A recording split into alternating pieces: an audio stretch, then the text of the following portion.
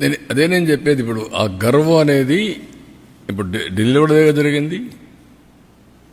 ఇలాంటి మోడీలు ఎంతమంది వచ్చా నన్ను ఓడించారన్నారు కదా, ఏమైంది? అందుకే నేనేమంటానంటే హంబుల్నెస్, ఆ పద్ధతి. ఇప్పుడు అలాంటి వాళ్ళతో రాజకీయం చేయాల్సి వచ్చిన బాధ ఉంటుంది నాకు. Over a period of time నేను సిద్ధాంతపరంగా రాజకీయం చేశాను తప్ప వ్యక్తిగత రాజకీయాలు నేను ఎప్పుడు చేయలేదు నా లైఫ్లో. అయితే సిద్ధాంతపరంగా చేసినప్పుడు కూడా నమ్మిన సిద్ధాంతం కోసం ప్రజల యొక్క జీవన ప్రమాణాలు పెరగాలంటే లా అండ్ ఆర్డర్ చాలా ముఖ్యం. దాంట్లో రాజీ పడలేదు నేను. Faction leaders, communal violence, Naxalites violence, rowdyism చాలా నిర్మోహమాటంగా అణిచివేశాను.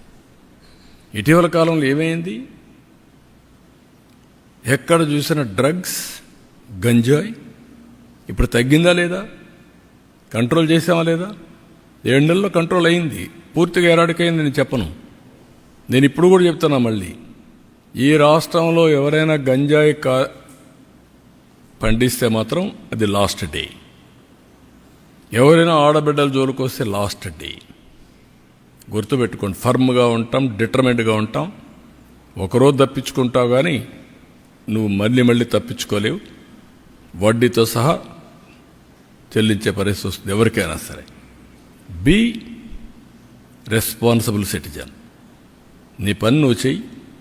నువ్వు ఈ రాష్ట్రంలో అందరి మాదిరిగా గౌరవంగా బ్రతకడానికి మీరు గౌరవంగా బ్రతకండి, అందరినీ గౌరవంగా బ్రతకనియండి. ఇష్టానుసారంగా చేస్తే ఇక్కడ ఎక్కడ అయినే పరిస్థితిలో ఉండదు. అట్లని చెప్పి రాజకీయ ముసుగులో నేరస్తులు చేరి ఇష్టానుసారంగా చేస్తే కూడా డెఫినెట్గా కట్టడి చేస్తాం. అది చేయకపోతే కూడా తప్పే అవుతుంది. మేము చేస్తాం, మీరేమన్నా చేయండి. ఇష్టానుసారంగా మాట్లాడడం, నోరు బారేసుకోవడం, ఓకే, మీరు నోరు బారేసుకుని నేను పారేసుకో, అది ఎప్పుడు నా జీవితంలో లేదు. బట్ యాక్షన్ మాత్రం డిటర్మెంట్గా ఉంటుంది, ఫర్మ్గా ఉంటుంది.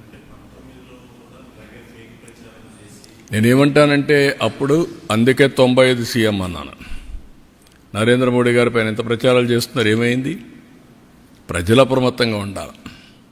That is important. చూసారు కదండి. మరి ఈ వీడియో కనుక మీకు నచ్చినట్లయితే ఒక లైక్ కొట్టేసి మీ అభిప్రాయాన్ని కూడా కామెంట్ బాక్స్లో తెలియజేస్తూ ఇలాంటి ఇంట్రెస్టింగ్ అప్డేట్స్ కోసం మా ఛానల్ని సబ్స్క్రైబ్ చేసుకోండి.